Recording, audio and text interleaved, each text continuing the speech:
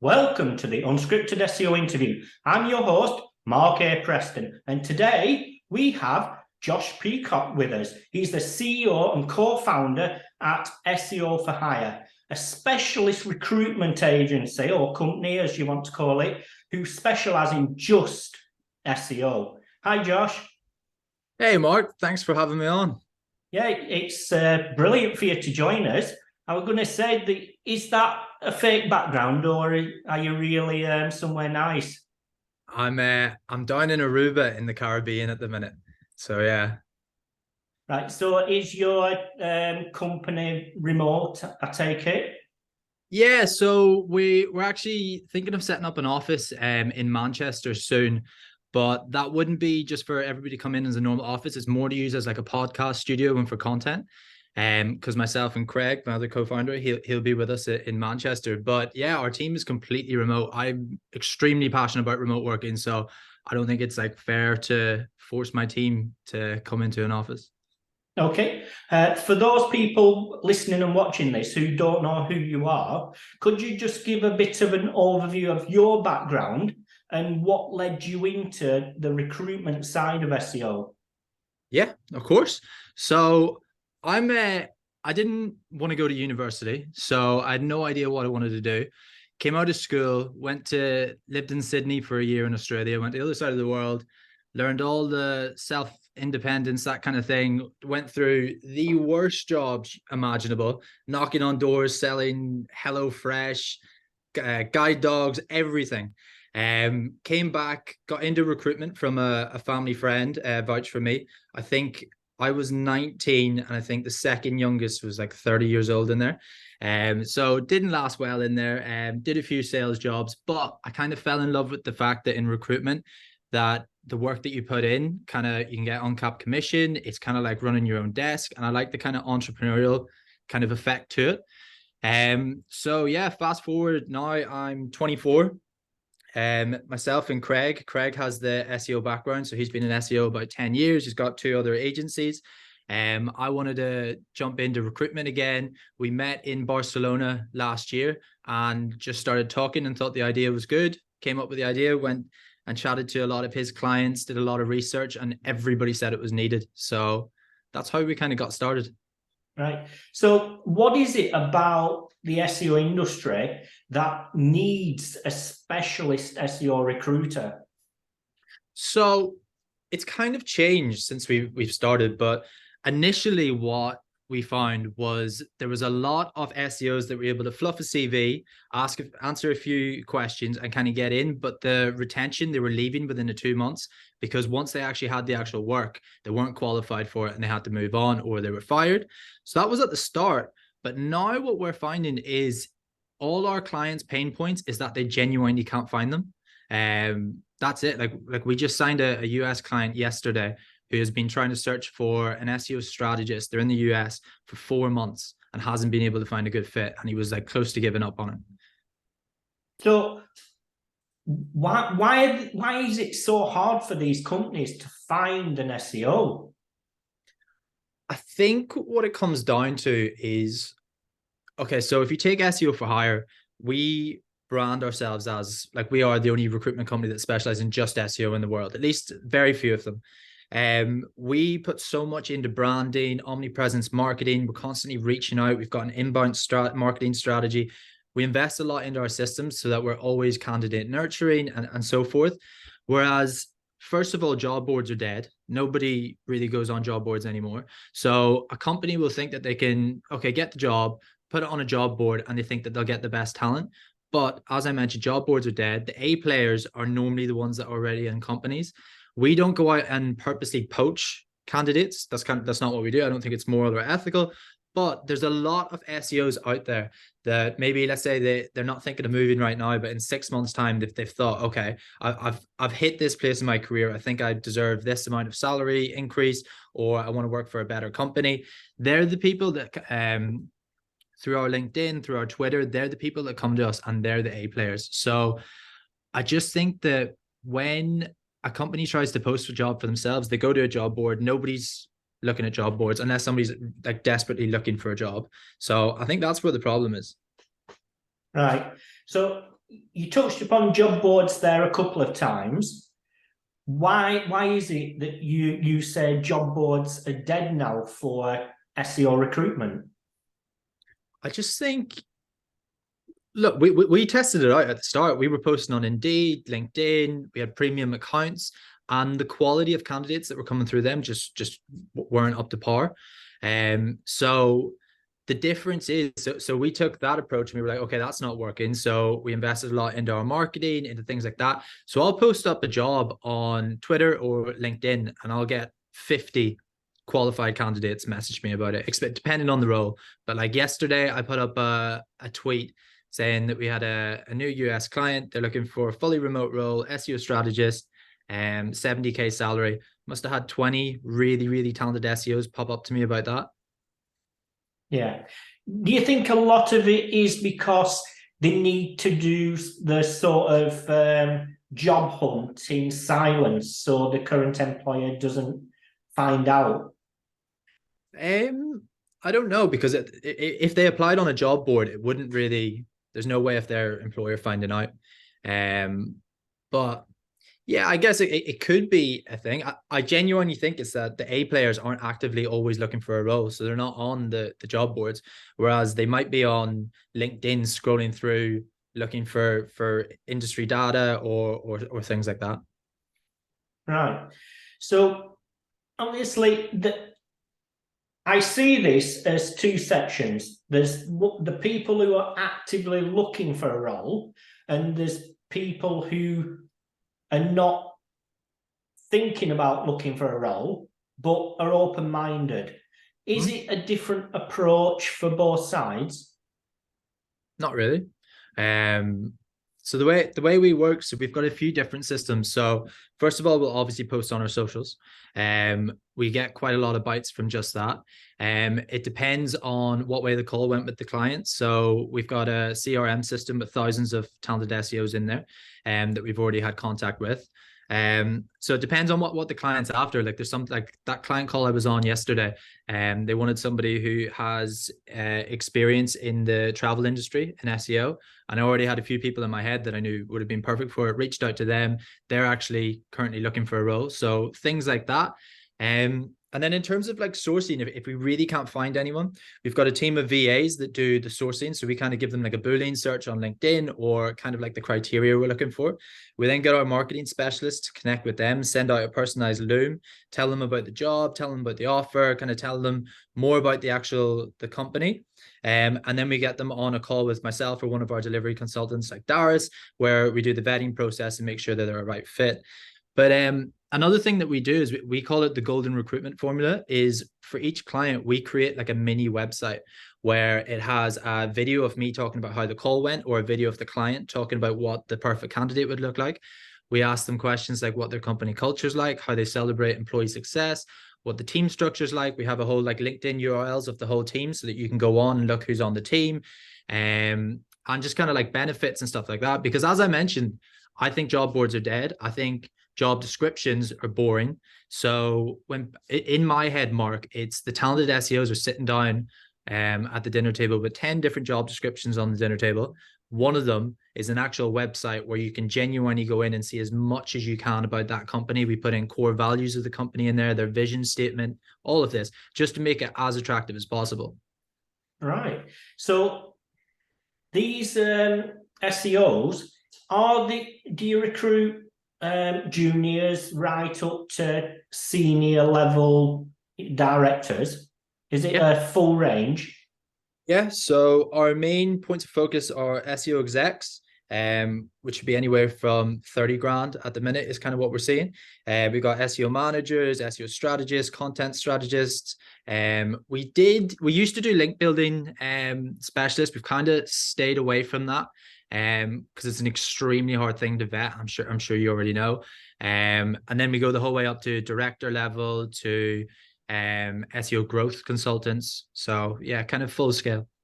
Yeah. So when you get an SEO who you think is a good fit for this role, is what's the vetting process for that individual? So again, it depends on the role. So we have a different vetting process for a technical specialist versus an SEO manager versus an SEO exec. And the way we do that is obviously Craig's got the SEO background. So that's where we kind of got the fundamentals for that. But what we've done is we've built on that. We've got a very good network of SEOs, of very, very talented SEOs in the industry through our podcast, through going to events. What we get them to do is sit down and let them go through our vetting process. Any scenario questions they think they should add, any little things that they should add and strengthen. As well as that, they kind of give us an insight into their onboarding process, which is obviously very, very valuable. But yeah, it depends, Mark. If it was a technical role, we've got technical audits. If it was more managerial, we've got more scenario-based questions, just to find out a bit more about their actual experience before we put them forward. Yeah, so it's like a specialist SEO recruitment agency that's been built by the SEO industry and knowledge and help. Exactly. Brilliant.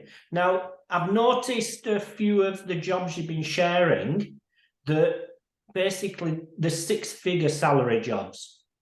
Yeah. And in the UK, it's not often a six-figure salary job comes up. Are you on a mission to bring in more higher profile jobs into the industry?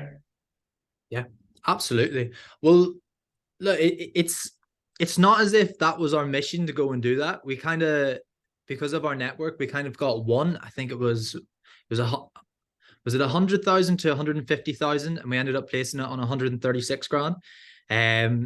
But we got one of them, and I think it was, then you asked me to do the article on the SEO salaries, and then it got loads of bites. There was SEOs in the UK that were messaging me saying, I've been in the industry 20 years, never seen a six-figure salary.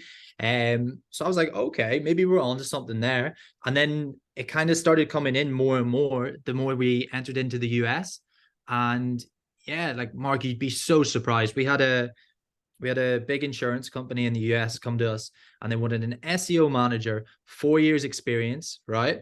Nothing special, didn't have to manage people. They already had I think it was an SEO director that was managing people in there. So it was just kind of SEO manager, your typical maybe 50 grand salary in the UK, and it was 100 grand starting salary in the US. And there was nothing like really special about it. Like that was kind of it. Right.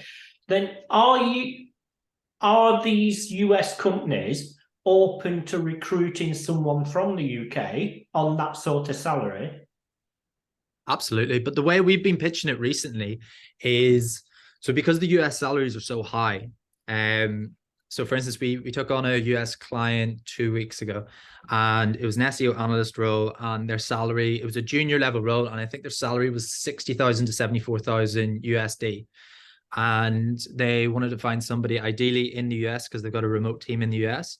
But I kind of just pitched them as like, you would get a really, really talented SEO in the UK for that. They wouldn't be junior. They'd be very, very good at their role. So that's more like a, 55 to 65,000 in pounds. And we've got, I think it was within 4 days that we signed everything with them. We had 5 really, really good candidates that have gone through that. They're all on second stage interviews right now. So the way we're kind of pitching it is, look, you get more bang for your buck. And the other thing is as well is when we're dealing with the UK candidates, for some reason, I think everybody's kind of got this instilled in them. But when you talk about a US company, everybody gets excited. Everybody's like, oh, I'd love to work for a US company. And then you get the added benefit of working fully remote, and obviously the bigger salary. The other thing is as well is with the US clients, if they're hiring within the US, they normally have like benefits of like a 401k and, you know, kind of the list of benefits that they have. Yeah. They scrap them because obviously they're not US citizens. So they can actually add an extra 5-10k on top of their salary that they wouldn't have done initially. So are these people that they're recruiting employees, or are they sort of freelance basis? Because I'm just wondering, because of the taxation laws between a UK resident working for a US employee, I just wondered how it all works. Yeah. So technically, we only recruit full-time roles. But obviously, because of what you just mentioned, US versus UK, we've got a client in the Netherlands that recruits in the UK as well. Same with Australia. what we do is they just kind of go down as a contract basis. So they either say they're self-employed or they go through a company called Deal. I don't know if you've heard of them.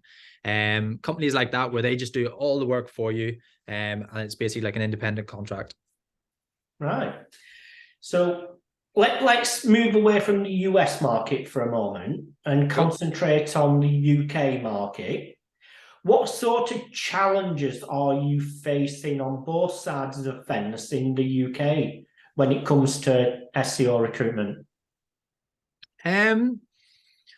Overall, I think it's going in a positive direction. At the start, it was kind of getting a lot of backlash, especially when we were bringing in those big figures from the US. There was a lot of UK agency owners that when we got on a phone call, they were like, "Josh, you're bringing too much in. You're bringing too much heat in. Can you kind of slow down a bit?" But no, I think everybody's moving in a positive direction. There is a lot of SEO agencies in the UK that we have had calls with, and their salary is just way too low. Like, we just won't take them on. It's like we try and advise them to maybe look more at a more junior role, or bring on somebody that you maybe need to do a bit more training. But there's a lot of, I don't know, I don't want to say anything negative, but let's just say there's a lot of people that just don't want to budge. Yeah. Why do you think that is? I think it's a general thing. I don't think it's just in SEO. I think, first of all, if you've been owning an agency for 20 years and salaries, especially recently, have been jumping up quite a lot, like nobody wants to pay more unless they genuinely understand the ROI that a great SEO can bring in. So it's more about trying to influence them on that. But like, I get it to a certain extent. If a junior is coming in and asking for an SEO manager salary that used to be the same salary like 5 years ago, I get it. Yeah. Do you think part and parcel of this is that the BDMs in agencies need to sort of retrain on how they approach bringing new clients on? Yeah, I guess so. Yeah, you could say that. I haven't really thought about that, but yeah, I'm sure you could say that. Yeah, I just think because a lot of agency owners I've spoke to says, well, it's all about the profit margin, and there just isn't the profit margin to warrant doubling someone's salary. Even if they're worth it or not, it's just not sustainable. Mm-hmm. So, but in order for that to change, I'm just thinking what actually needs to happen. Yeah. Well, look, on that point, and I know a lot of SEOs are more introverted, and it's not like, there's a lot of SEOs that we deal with that don't want to do the whole client facing, bringing in clients and stuff. I personally think that's like another whole job, but I'm kind of seeing the industry move in a direction where, like, we'll deal with a few clients that will be happy for, because obviously a lot of it, you know what the SEO community is like. They can bring in a lot of SEOs, they can bring in clients, but a lot of clients that we're dealing with, we kind of tell them, like, wouldn't it be cool if you could have like a commission structure on if they went out and brought in their own clients, would they do it that way? And I guess that's a BD kind of in that role as well, but there's a lot of people that are really into that. Yeah, I've actually heard a lot about that. A few SEOs are saying, like, they're recruiting me because of my network. Not they don't really care if I'm actually good at SEO or not, but because I've got a good network and I can bring in the ability to bring in new clients, that's why they want me to come in. Yeah, I wouldn't say I agree with that.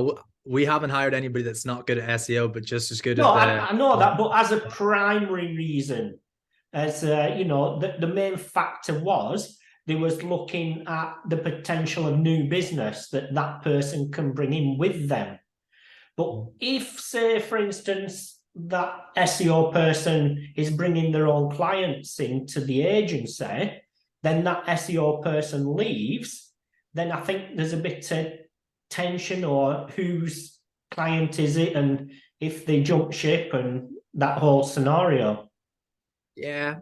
Well, look, most of the time when we're dealing with clients and we recommend this, what we tell them to do is it's like a running commission. So if they bring in somebody, they get a percentage of that each month. So it's gonna it's not just like a one-off fee. If they come in, they get one-off fee. It's like a monthly rolling thing. So I guess you could say that would help with keeping them on as well. But on that note, I think a lot of clients need to really, really invest into their onboarding process. And this is something that we've been talking about a lot recently, especially over the last month with the team and our current clients, is like we go out, we do the recruitment work. We're happy to do that. We're really good at finding really good SEOs. We can do all of that. But it kind of like we can go out and find them, but you need to do the onboarding process. We're happy to help with it. We're happy to give you any tips and tricks. But the way I say it to clients is like, it's like the honeymoon phase, or it's like your first day of school. Like you remember who was nice to you. You remember those little things, like even just like little gifts, just small things. It's so important for that onboarding process to be as enjoyable as possible for the candidates. And I learned it from, there's a book called Scaling Up by Vern Haddish. And there's a section in there all about how important the onboarding process is, all about how when you bring in somebody, you need to set the standard from there. Because it's the honeymoon phase. For the first 30 days, everybody's kind of just like trying to figure out what the way the processes work, what way the team works, and all of that. So it's a really important thing to invest in. Yeah. Now, I was speaking with a guy that's looking for a senior position, maybe, a senior SEO director level. And he said he's been to one or two interviews at well-known brands. And the only thing they seem to be interested in is how are you going to tackle AI? I mean, because everyone's talking about it, but it's and he said that was the focus in the interview. They wanted to understand from him, well, what are you going to do about this AI? Yeah, I don't know is the honest answer. I think there'll always be a place for strategy, always. I hope so anyway. So I think it might get rid of, I mean, you're seeing it with content. You're seeing the ChatGPT, like it's crazy. So I think it will push a lot more people to hone down on their skills in terms of actual strategy rather than output. So if you look at it from a positive direction, if you use it as a tool to help you do more work, I think you could use it as a benefit. I don't think it's all this. Yeah, I don't know. It's a touchy subject, but I hope everybody starts to, we can all actually incorporate it into our work to actually be better at it. That's what I hope.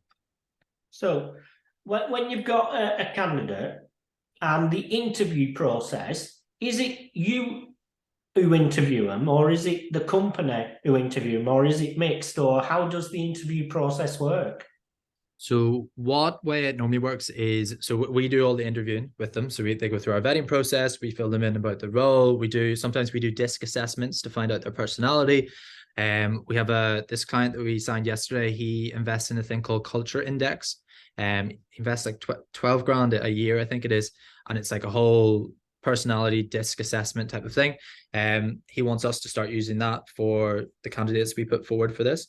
So it really depends, Mark. So there's clients out there that completely trust us, right? And they're just like, okay, instead of having a 3-stage interview, once you give them to us, we'll just do like one kind of chemistry call, talk a bit about SEO, and that's them in. Others like to go through a 3 to 4 stage interview process where they get them to do technical audits, 3-hour practicals, and that, which we kind of try and steer away from. But it really depends on the client.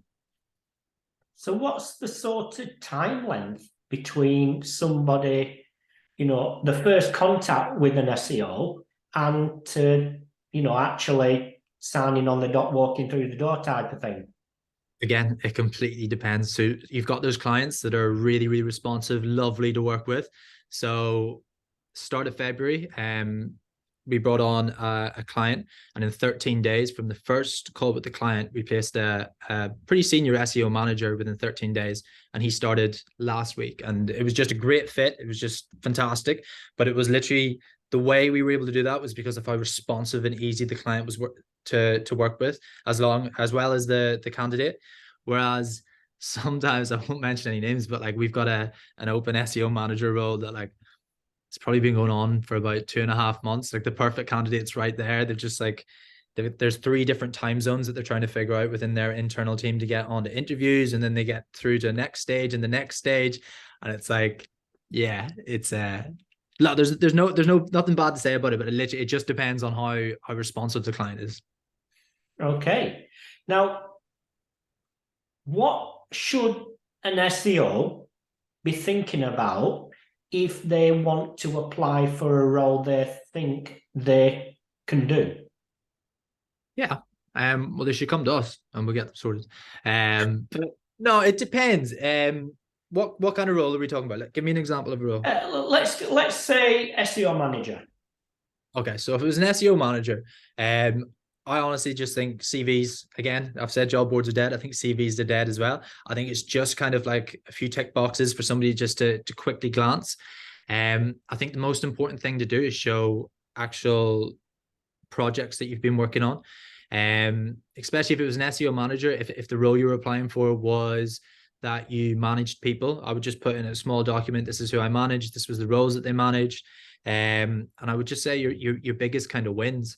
And I would construct it more as a cover letter rather than the CV. Of course, the CV is important and everybody wants a CV, but yeah, I would construct it more as a cover letter. I would add in your LinkedIn profile. I would try and get active on LinkedIn. And that's what all of our clients want to see, is the first thing they ask is for a LinkedIn profile. Okay. Now, sticking with the SEO manager side, again, for me, there's 2 types. There's people who are already in the SEO manager role, who are used to managing people. Then there's them, like maybe senior execs. They have the skill set, but they've never been used to managing anybody. So is it a totally different approach for both sides? Yeah, absolutely. So we actually dealt with one of these at the start of February, I think it was. We had a really talented SEO executive that went through our SEO manager vetting process, and we were really, really impressed with her. So we put her forward. She got to, I think it was final stage interviews, and it was just that there was a better candidate for it that had the experience for it. But again, Mark, it depends on the client and the company that you go for. So you could go as a senior exec to an SEO manager role. You could kind of just paint the image of how much you want to learn, how much you want to kind of grow within the role. And as long as they've kind of got like a strong team that they can have the resource to bring you on for training, they have somebody to kind of shadow you, that kind of thing, then 100% go for it. Yeah. When you are bringing on a new client, a company who's looking for somebody, do you have your own vetting process for the actual companies, and to say, well, unless you agree to X, Y, Z, we can't work with you? I wouldn't say it's like that. We don't go through a vetting process with them. We go through kind of like a discovery call to find out more about the company, more about the role, more about their team, what's worked in the past, what hasn't worked, what kind of personality traits don't work. We've got a whole kind of list of questions. I guess you could call that a vetting process, but we've had to turn down clients. If you told me a year ago we were turning down clients, I would have laughed. But we've turned down a few clients recently because either they're asking way too much and not happy to budge on in terms of salaries or in terms of kind of the actual role itself. And we've just had, like, there's a lot of bad kind of stigma towards recruitment companies, and there's a lot of people that will come on and they'll just be like, look, this is what I want, go get it. And we're like, well, hold on, like it's a lot more important than just getting a few ticks on the job description and finding you somebody for that. That's not what we do. Our whole ethos is quality over quantity. So like there's a few clients that we'll have where, because they're used to using other recruitment companies that go out and get 10 people and hope one stick. They'll throw them all at the wall and hope one sticks. Whereas we could literally find one person and be like, okay, this is the perfect person. We don't need to find anybody else. This is it. They go through interviews, everything's good, but they're still like, okay, but I want another 10. We're like, well, that's not kind of the way we operate. And it's not in terms of we don't want to go out and waste more resources finding people. That's not what it is. It's literally, we know that this person is exactly what you're looking for. We've been doing this. We're experts at it. Just trust us on this one. And it normally works out well, but there's obviously a few clients that are like, well, this isn't on. Yeah. So do you have to sort of, let's explain this, but be realistic when you're talking to the client, say, look, you can't get all this in one person, at that salary. Is that some of them conversations where you're sort of helping them to basically build a profile of who they need? Yeah, 100%. So that's at the very start. That's why we used to get Craig on all the calls as well, because he's hired hundreds of SEOs before. So he knows exactly what he's kind of looking at. Now we've got an actual process to kind of help us build a profile for them. But yeah, like that was one thing that we were kind of finding in the UK was in the UK, like I'm sure you've seen the LinkedIn posts and the tweets of like it's like an SEO manager role, but you need to be PPC, you need to do business development, you need to do this and that. And the salary's 30 grand. And it's crazy. Whereas recently, and this is involved in the UK as well. Recently, a lot of clients have been coming to us, and I don't know if it's because we've been building the strong brand that we have now or what it is, but they kind of come to us being like, look, you guys are the experts in the field. What kind of salary should we be working with? What kind of profiles should we be looking for? This is what we need done. This is kind of like the team we have at the minute. Like me and Craig have a call this afternoon with an angel investor from LA who has he's got a few different companies, but he's got like a content publishing company. He told us about the structure. He was like, I literally said, I was like, look, we can jump on a call and help you with team structure, help you with what kind of content you need published, that kind of thing. But it's not like a hard sell on this is what you need. It's more advice and hopefully turn them into a client. So yeah, so I think I find it more fun as well when you go in and try and build up, this is actually what you need. But again, some clients have a tunnel focus on what they think they need, and they're not happy to move over. Right. I've mentored quite a lot of SEOs on the ground level. And a couple of weeks ago, I was having a chat and an update with someone I was mentoring about 5 years ago for a year or two. And he was saying the only way he could climb the ladder was jumping companies each time. He says because the opportunities within the company they're in, there is no growth opportunities, because unless that person leaves, there's nowhere for me to grow into. So he said the only way is to keep jumping companies. Is that sort of the tradition if somebody wants to grow the career? Yeah, so a lot of people come to us with that exact situation. And this is one thing that we have some amazing clients. So that golden recruitment formula job, the website that I told you that we have, the one we use to showcase to clients is a company called Studio Hawk, one of our best clients. They're absolutely fantastic. But they're based down in Australia, but they've got an office in London as well. We had to find SEOs who wanted to move down to Australia, which was really, really good fun. We placed two. And it was great because both of them had gone to the age where they couldn't get a working holiday visa anymore. So they had to get sponsorship. So they had like ruled it out in their head that the dream of Australia wasn't there anymore. So it was really, really fun and fulfilling. But what they did for us is in that website that we built, they had a 20-page company culture handbook. They had a career roadmap. So they had, if you come in at a junior, you have to hit these. This is the salary you'll be on. Then you go to mid-level. Then you go to this. Then it's like the end was like the head of SEO role. And the amount of candidates we showed them that to, and they were like, I've never seen a career roadmap. So every client we bring on, we just say, look, as I mentioned before, can you please spruce up your onboarding process? We're happy to help you with it, but that's a really important thing. The other thing is can we? It doesn't take a lot of time to sit down, maybe one afternoon, and say, okay, especially if you're an established agency that's been about for 10 years, you kind of know what way people get promoted. So just sit down and do a career roadmap. And don't lie, don't like paint it as this like massive, this is where you're going to be within 2 years. You're going to be the head of SEO running this. But yeah, I think it's human nature that you want to evolve, you want to get promoted.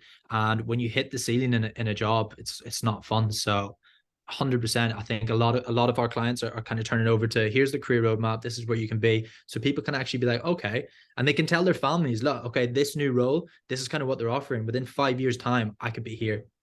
Yeah, in that SEO salary study I did, there was a section where I put like SEO exec, manager, head, director type of things, and sort of outlined the sort of skill set you need for each section. And the amount of people who messaged me and said, oh my God, I wish our company had something like that. Then at least I know myself what I need to do in order to progress. And it's amazing just that it doesn't exist often, something like that.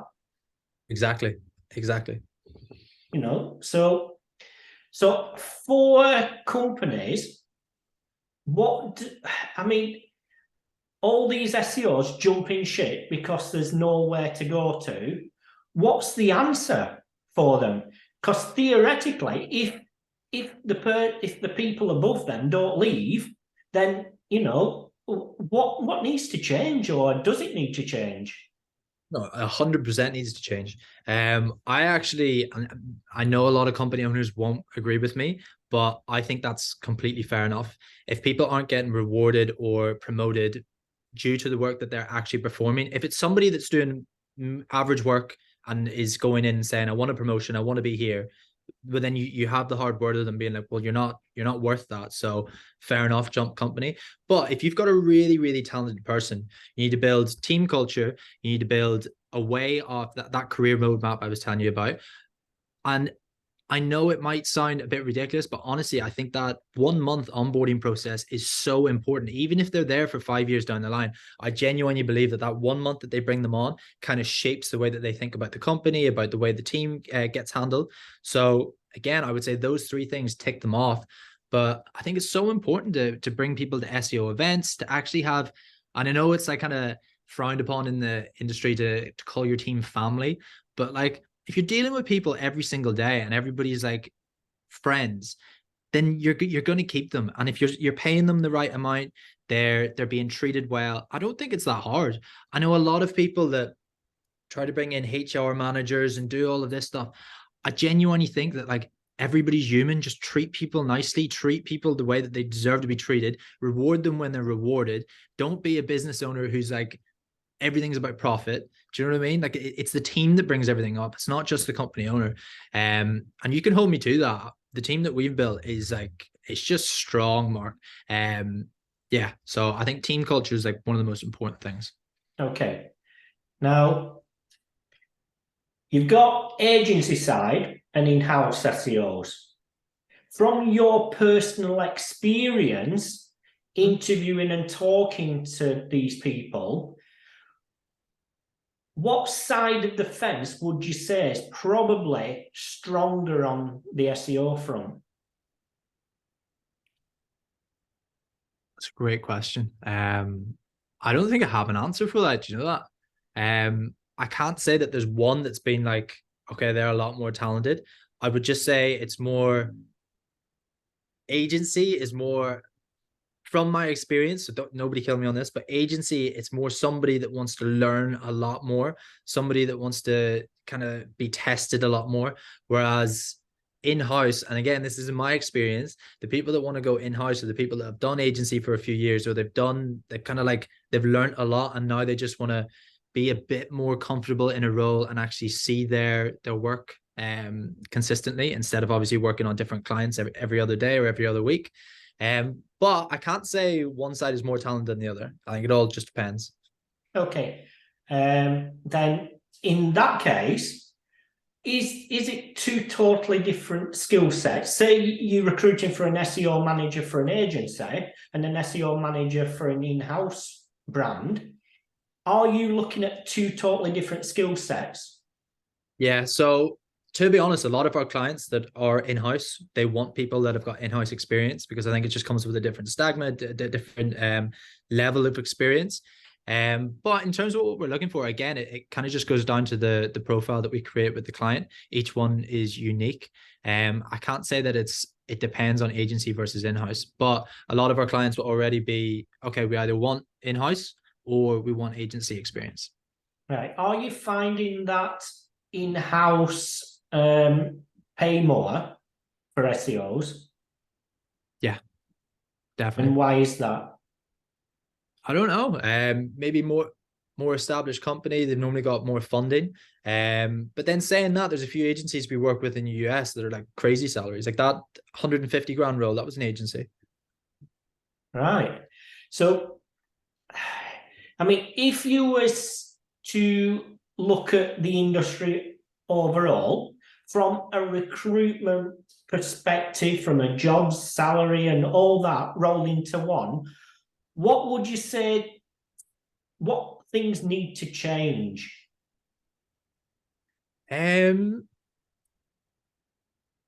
What things need to change? I think a lot, as I mentioned before, a lot more roles are becoming a lot more client faced.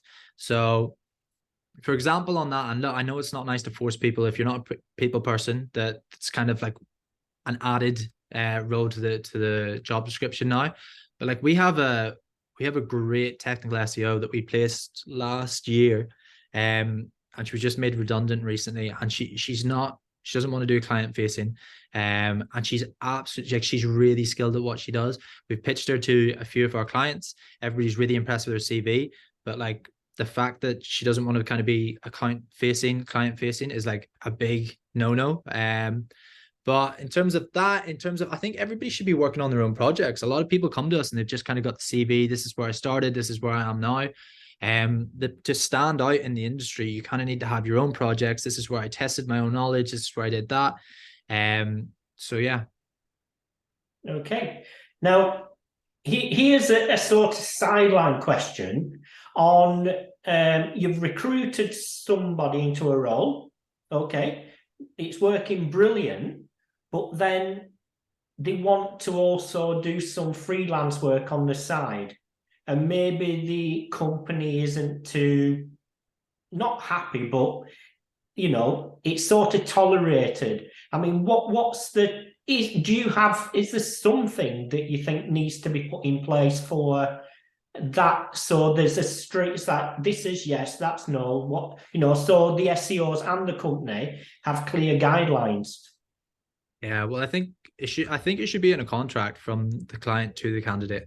I'm not a big fan of people doing freelance on the side. I just think that, especially if you're in a big role, like we have an SEO director that we placed last month on 115 grand salary, I think it was, in the US. And he's kind of opened up his own consultancy for like weekend work. And they're completely cool with it. They're like, look, if it doesn't interfere with work, then 100%. But I think you just need to chat to the client, make sure everything's okay. Do not do it behind anybody's back and try and keep it a secret, because they're 100% going to find out. But if you think that it'll complement your work, if you think that you're going to learn a lot more from it and you can bring a lot to it, to the company, then I don't think there's any reason why not.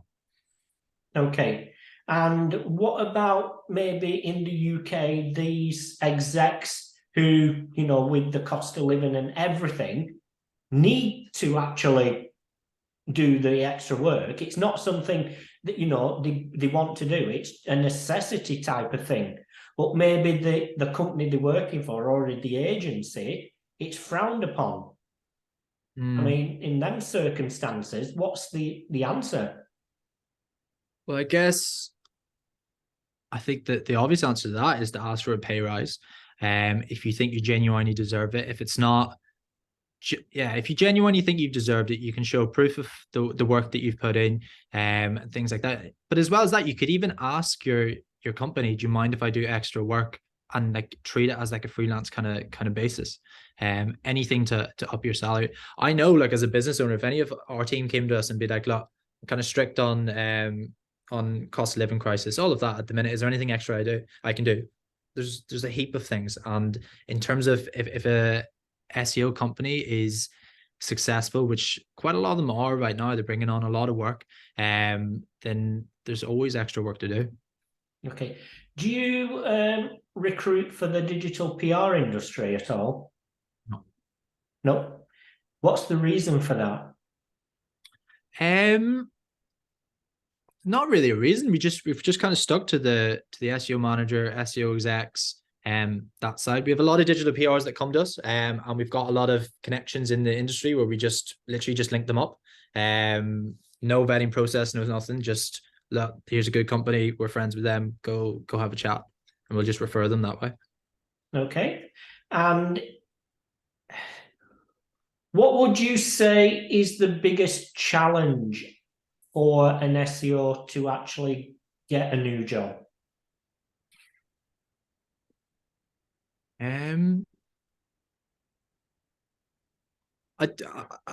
It's a hard question because look, if somebody comes and they're a talented SEO, they've been in the industry X amount of years, they fit the job description perfectly, they come to us, we go through the whole vetting process, they're sweet, then there's a very high chance that they're going to get hired. So another thing is as well is a lot of SEOs come to us and they might have the actual SEO ability, but they're not a fit in terms of culture. They don't want to work with a lot of people.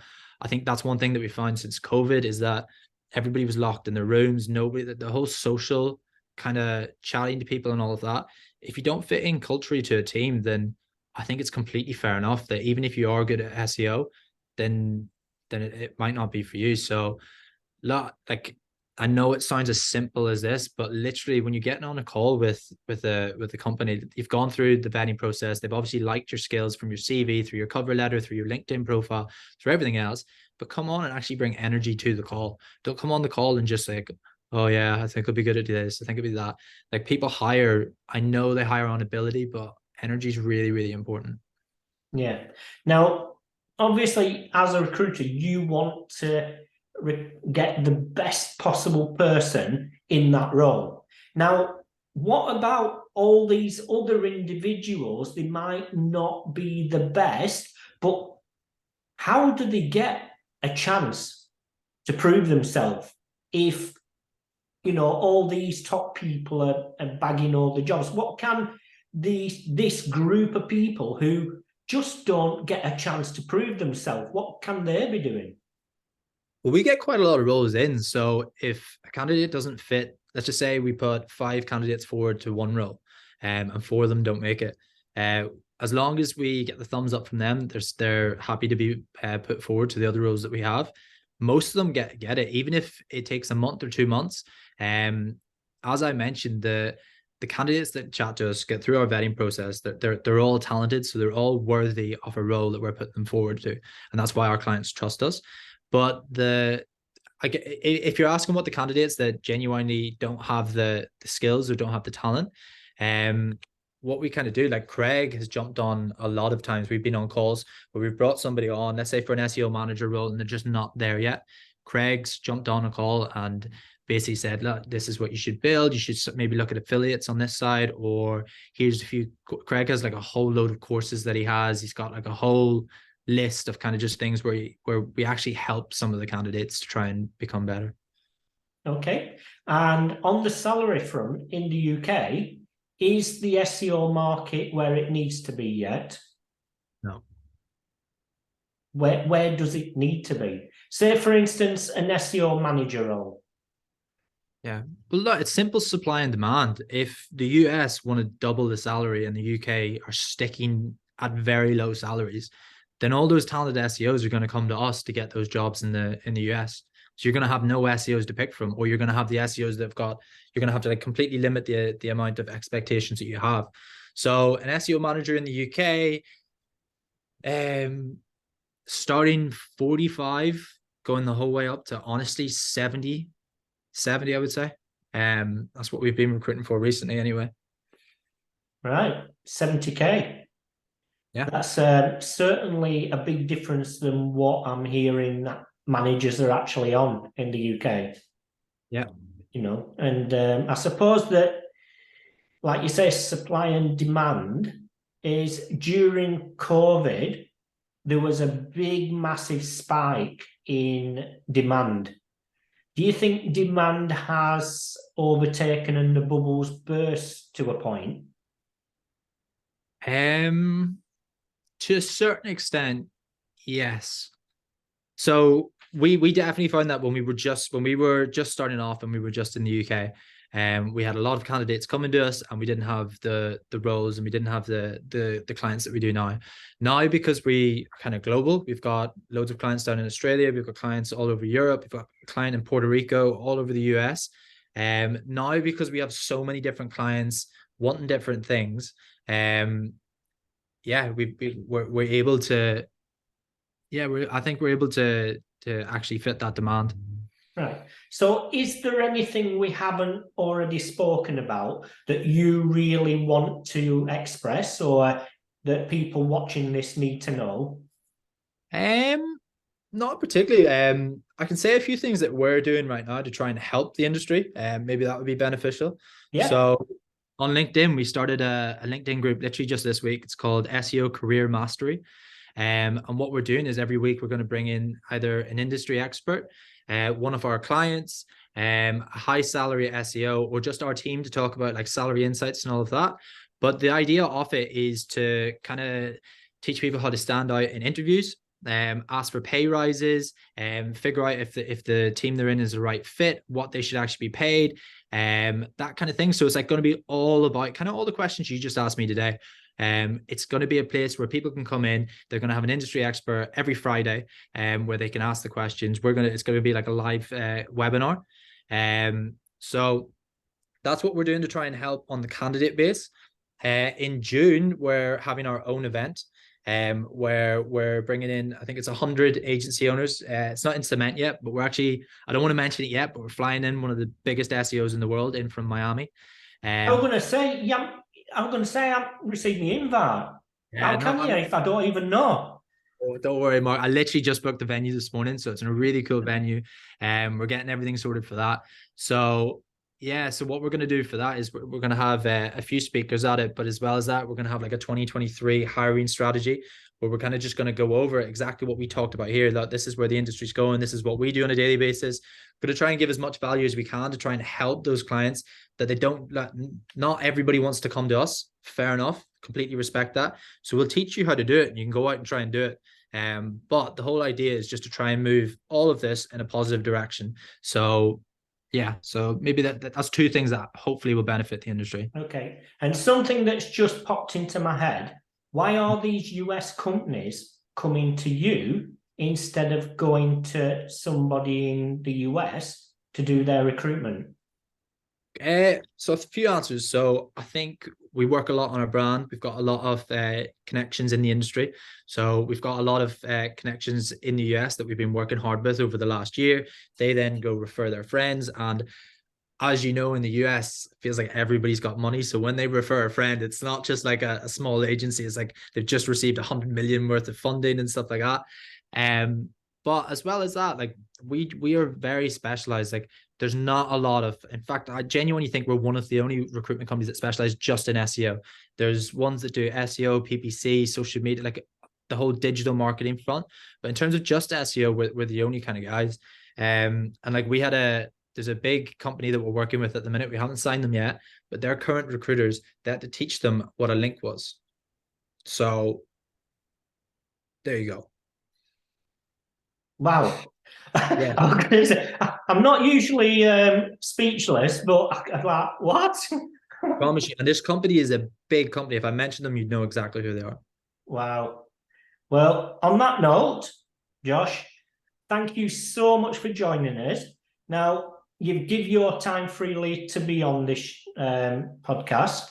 And is there anything the listeners can do for you to help you? Look, if you guys want a new SEO job, we've got loads of clients coming in, especially in the next month. We're building our team out quite a bit at the minute, so we're kind of trying to bring in as many clients as we can. So if you're after a new role, please get in touch with me, one of me or the team. Other than that, not really. Everything's good. And where can they find you to start a conversation with you? Yeah, so I'm probably best on LinkedIn. So just Josh Peacock on LinkedIn, or you can get in touch with one of the teams. So if you look up SEO for Hire LinkedIn, we're normally posting on that every day. So get in touch with one of them, and we'll be able to sort you. Okay. Well, Josh, many thanks for joining us. And I'm going to say maybe the weather's a little bit better there than it is in Lancashire. So I'll leave it there. And many thanks. Perfect. Thanks for having me on, Mark. It was great. Thanks. Yeah.